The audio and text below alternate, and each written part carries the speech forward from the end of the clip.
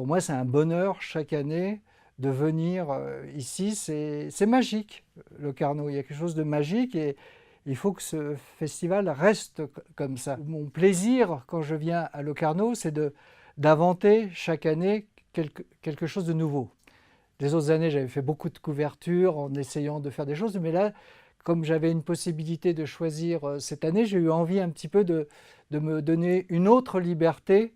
Je fonctionne vraiment comme si je faisais à chaque fois un scénario pour une photo qui est, qui est plus qu'un qui est, plus qu'un portrait, mais une rencontre avec quelqu'un où j'essaye d'avoir une toute petite histoire.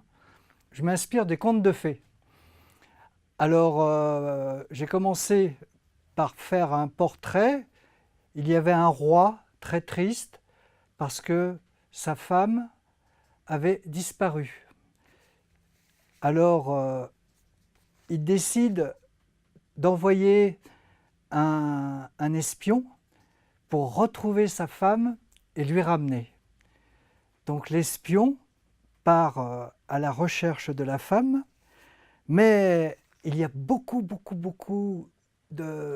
problèmes, d'embuscades, et il tombe sur un géant qui garde la femme quelque part et il doit l'affronter.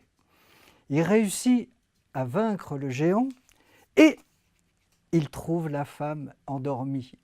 Il la réveille, il la prend avec lui et il s'enfuit avec le carrosse Volkswagen.